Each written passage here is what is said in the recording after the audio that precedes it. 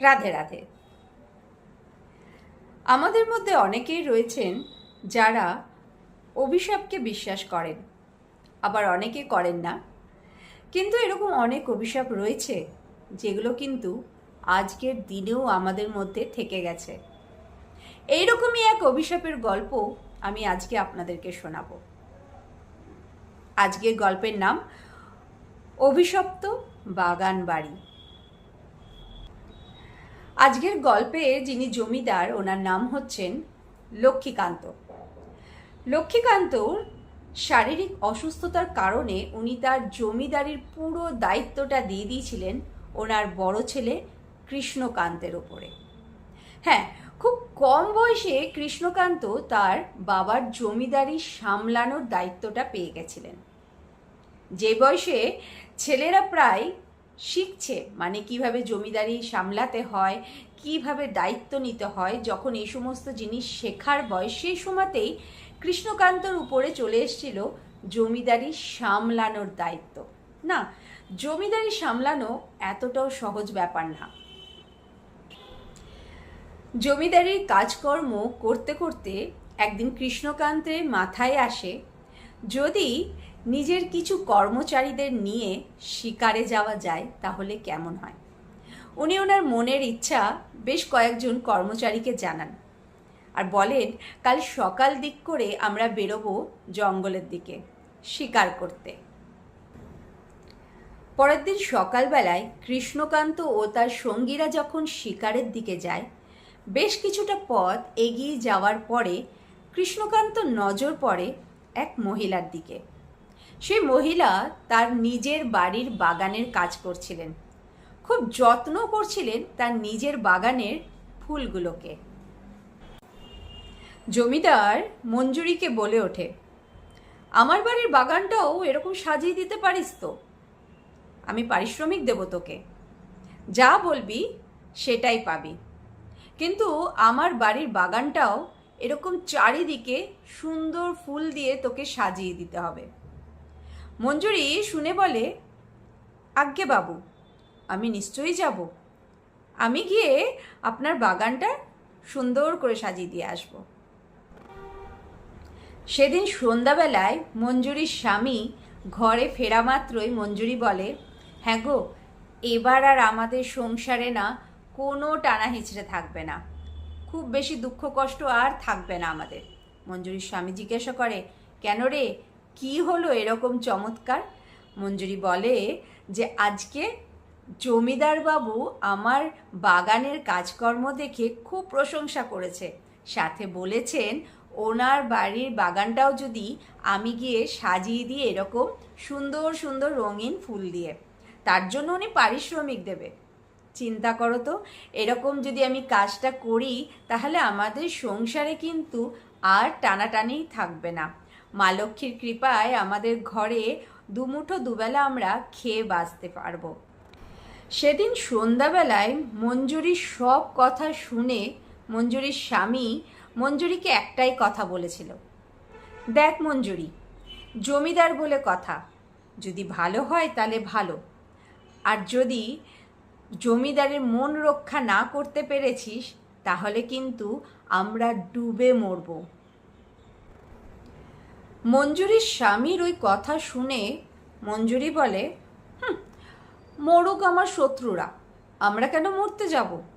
ওই তো অতটুকু বাগানের কাজ করব আর ঘরে ফিরব, তাতে যদি একটা ভালো পারিশ্রমিক পাওয়া যায় কে বা ছাড়ে বলতো। পরের দিন সকালবেলায় মঞ্জুরি তার নিজের ঘরে সব কাজকর্ম সেরে পৌঁছে যায় জমিদারের বাড়িতে। জমিদারের বাগানটা সে চারিদিকটা ঘুরে দেখতে থাকে। বাগানটাকে কি করে সে সাজাবে সেটা ভাবতে না ভাবতেই জমিদারের এক কর্মচারী এসে বলে, মঞ্জুরি, তোকে জমিদার বাবু ভেতরে ডাকছে। মঞ্জুরি জিজ্ঞাসা করেন, কেন, কি হয়েছে? কর্মচারী বলে, আমি জানি না, তুই গিয়ে জমিদার বাবুর সাথে গিয়ে কথা বলে নে। মঞ্জুরি ভেতরে যায়, ভেতরে গিয়ে বলেন, আমাকে ডাকছেন বাবু? জমিদার বলে, হ্যাঁ, আমি ডেকেছি তোকে, কারণ তোর মতন এখানে অনেকেই রয়েছেন যারা এখানে কাজকর্ম করে, তাদের প্রত্যেককে তুই দেখ, তারা কিরকম পরিষ্কার পরিচ্ছন্ন কাপড়ে এখানে কাজকর্ম করছে। সেখানেই তোর কাপড় চোপড় বড্ড বেমানান। তাই আমি তোর জন্য দুখানা শাড়ি রেখেছি। এই শাড়িটা যাবার সময় নিয়ে যাস, আর সাথে তোর পারিশ্রমিকের কিছু অগ্রিম দিয়ে দিলাম, তোর সংসারের কাজে লাগবে। সেদিন মঞ্জুরি জমিদারের কথা শুনে নিজের স্বামীর কথা চিন্তা করতে থাকে। কারণ ওই যে মঞ্জুরির স্বামী বলেছিল, জমিদার ভালো হলে ভালো, তা নাহলে কিন্তু খারাপ। মঞ্জুরি ভাবলেন যে একটা জমিদার এতটা ভালো হতে পারে, না চাইতেই তাকে নতুন কাপড়, অগ্রিম টাকা। মঞ্জুরির মনে একটা আলাদা রকমের আনন্দ ছিল সেদিনকে। সেদিন সন্ধ্যাবেলায় বাগানের কাজ সেরেই মঞ্জুরি খুব তাড়াতাড়ি বাড়ি ফিরে যায়। গিয়ে নিজের স্বামীকে দেখায়, দেখো দেখো জমিদার বাবু আমাকে দুখানা নতুন শাড়ি দিয়েছে, তার সাথে আমার পারিশ্রমিকের কিছু অগ্রিমটাও। এবার মনে হচ্ছে আমাদের সংসারে আর কষ্ট থাকবে না। পরের দিন আবার সময় মতন মঞ্জুরি পৌঁছে যায় জমিদারের বাগানের কাজ করতে। বাগানের কাজ করতে করতে সে এদিক ওদিকে তাকিয়ে দেখে। জমিদারকে সে দেখতে পায়নি, কারণ তার স্বামী বলেছিল যে জমিদার বাবুকে গিয়ে একটা ধন্যবাদ অবশ্যই জানাবি। কিন্তু সে জমিদারের দেখা পায়নি। সেদিনটা সে কাজকর্ম সেরে বাড়ি ফিরে আসে। আবার তার পরের দিন যায় জমিদারের বাড়িতে। সেদিন সে গিয়ে দেখে জমিদার বাগানে হাজির। জমিদার মঞ্জুরিকে বলে, হ্যাঁ রে, বেশ সুন্দর তো বাগানটা চারিদিক থেকে সাজাচ্ছিস। ফুল ফুটলে বোঝা যাবে বাগানটা কত সুন্দর করে তুই যত্ন নিতে পেরেছিস। জমিদারের কথা শুনে মঞ্জুরি আনন্দ পায় আর বলে, হ্যাঁ বাবু, আমি বাগানের কাজ যতটা জানি সবটা দিয়ে এই বাগানটাকে সাজাচ্ছি, আপনার নিশ্চয়ই ভালো লাগবে। সেদিন বাগানের কাজ সারতে সারতে মঞ্জুরির একটু দেরি হয়ে গেল। তার সাথে সাথে একজন কর্মচারী এসে বলে, মঞ্জুরি, জমিদার বাবুর ঘরের ভেতরেও এক দুখানা কাজ রয়েছে, বাবু বলে গেছেন সেগুলো যেন তুই সেরে রাখিস। জমিদারের কথা ফেলা যায় না, তাই মঞ্জুরি ভাবলো যত তাড়াতাড়ি সন্ধে হওয়ার আগে সেই কাজগুলো সে সেরে নিতে পারে।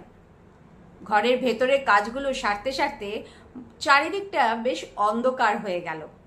মঞ্জুরি চিন্তা করতে লাগলো কি করে সে বাড়ি ফিরবে, এখনো তার কাজ শেষ হয়নি। সে চিন্তা করতে করতে কাজগুলো যখন সেরে ফেললো তখন চারিদিকটা বেশ অন্ধকার। সে জমিদারকে গিয়ে জানায়, বাবু, চারিদিকটা তো বড্ড অন্ধকার হয়ে গেল, আমাকে তো বাড়ি ফিরতেই হবে, তা নাহলে আমার স্বামী কিন্তু বড্ড দুশ্চিন্তা করছে। জমিদার বলে, এত অন্ধকারে কোথায় যাবি? জানিস না রাস্তাঘাটে যদি কোনো বিপদ হয়ে যায় তার দায়িত্ব কে নেবে? সে দায়িত্ব আমার মাথায় উঠে আসবে। তার থেকে ভালো তুই এই বাড়িতেই আজকে রাতটা থেকে যা, এখানে তুই সুরক্ষিত, তোর কোনো রকমের অসুবিধা হবে না। অন্যদিকে মঞ্জুরিকে নিয়ে মঞ্জুরির স্বামীও চিন্তা করতে থাকে, কারণ মঞ্জুরি জবের থেকে কাজে ঢুকেছে, তার কোনোদিন এতটা দেরি হয়নি।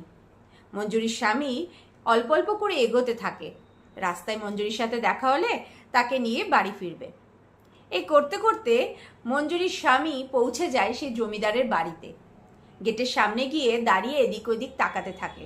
একজন কর্মচারী তাকে দেখে বলে, কি ব্যাপার, কি দেখছিস সেখানে?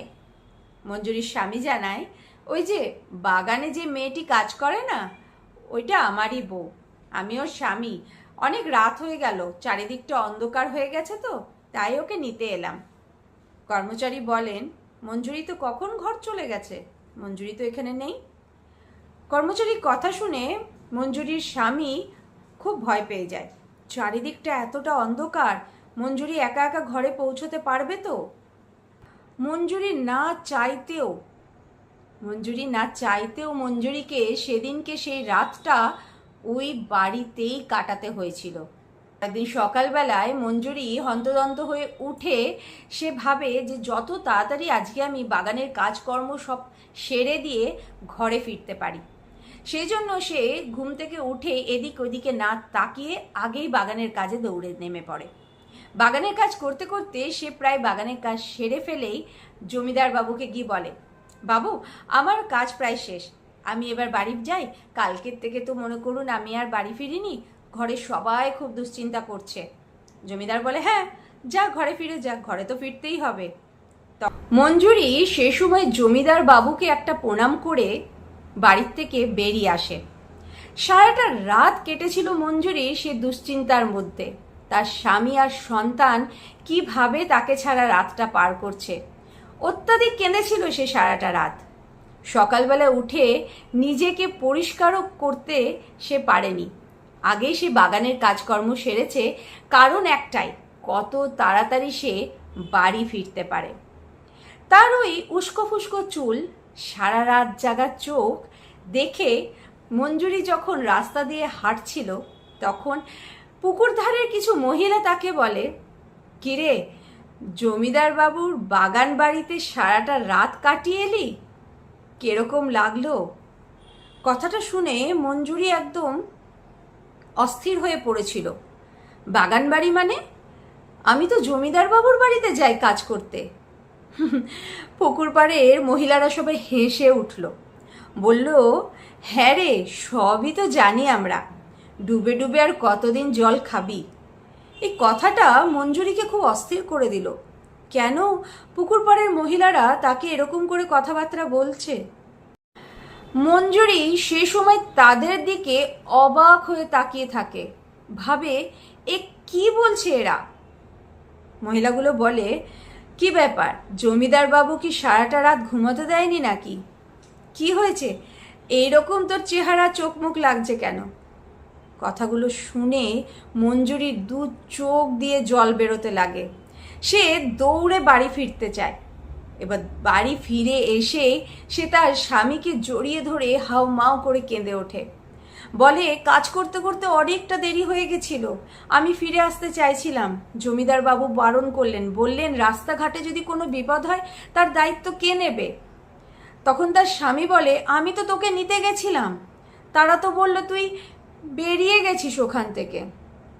মঞ্জুরি বলে, কই না তো, আমি তো ওইখানেই ছিলাম, তুমি কখন গেছিলে? এই কথাবার্তাও তাদের মধ্যে হতে হতেই তাদের মধ্যেও একটা বেশ ঝামেলা লেগে যায়। পরের দিন সকালবেলায় ঘরের কাজকর্ম সেরে মঞ্জুরি আবার তৈরি হয় জমিদার বাবুর বাগানের কাজে যেতে। আর সে চিন্তা করে রাখে, আজকে আমি জমিদার বাবুকে গিয়ে জিজ্ঞাসা করব, বাবু এইটা কি তোর বাগান বাড়ি? এইসব কথা চিন্তা ভাবনা করে সে পৌঁছে গেল জমিদারের বাড়িতে। প্রথমে সে বাগানের কাজ আজকে শুরু করেনি। সে গিয়ে প্রথমে জমিদারের সাথে দেখা করেছে। জমিদারের সামনে গিয়ে মঞ্জুরি বলে, বাবু আপনি তো এটা আমাকে আগে বলেননি, এটা আপনার বাগান বাড়ি? জমিদার বলে, এই বাড়িটার বাগানটা তো তুই সাজাচ্ছিস, এবার এই বাড়িটাকে তুই বাগান বাড়ি বলবি না বাড়ি বলবি না জমিদারের বাড়ি বলবি, এটা তো পুরোপুরি তোর উপরে, তুই যা ভালোবাসিস তাই বলিস। কারণ মঞ্জুরি জানতো না জমিদার প্রথম দিন যেদিনকে মঞ্জুরিকে দেখেছিলেন সেদিনকেই ভালোবেসে ফেলেছিলেন।